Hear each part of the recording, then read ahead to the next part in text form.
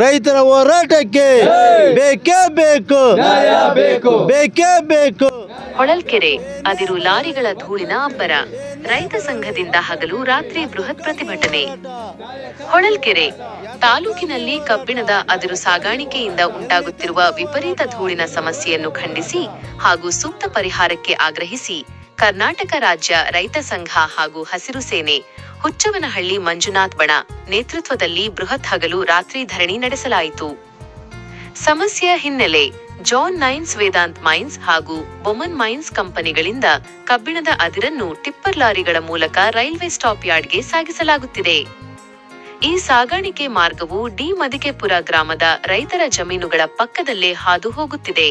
ನಿರಂತರವಾಗಿ ಸಂಚರಿಸುವ ನೂರಾರು ಟಿಪ್ಪರ್ಗಳಿಂದ ಏಳುವ ಧೂಳು ರೈತರ ಬೆಳೆಗಳ ಮೇಲೆ ಆವರಿಸುತ್ತಿದ್ದು ಜಮೀನುಗಳು ಹಾಳಾಗುತ್ತಿವೆ ಎಂದು ರೈತರು ಆಕ್ರೋಶ ವ್ಯಕ್ತಪಡಿಸಿದರು.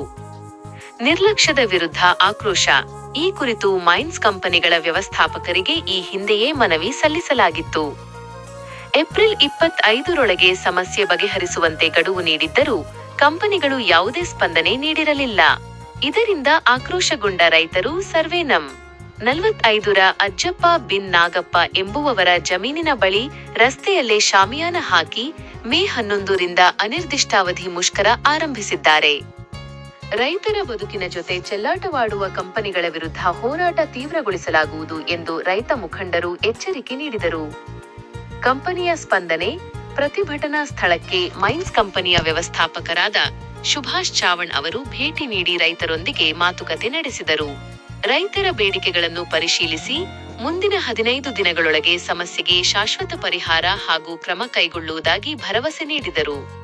ಭಾಗವಹಿಸಿದ್ದವರು ಈ ಬೃಹತ್ ಪ್ರತಿಭಟನೆಯಲ್ಲಿ ರೈತ ಸಂಘದ ರಾಜ್ಯಾಧ್ಯಕ್ಷ ಹುಚ್ಚವನಹಳ್ಳಿ ಮಂಜುನಾಥ್, ಜಿಲ್ಲಾಧ್ಯಕ್ಷ ಸೂರಪ್ಪ, ಉಪಾಧ್ಯಕ್ಷ ಚಂದ್ರಪ್ಪ, ಪ್ರಧಾನ ಕಾರ್ಯದರ್ಶಿ ಶೇಖರಪ್ಪ, ತಾಲೂಕು ಅಧ್ಯಕ್ಷ Siddaraju, Vasanth Kumar, Thippeswamy T, Shivanna N T, Anjanappa, Gangadhar, Ramesh R, Rajappa, Gowri Rajakumar ಸೇರಿದಂತೆ ನೂರಾರು ರೈತರು ಹಾಗೂ ವಾಹನ ಚಾಲಕರು ಪಾಲ್ಗೊಂಡಿದ್ದರು.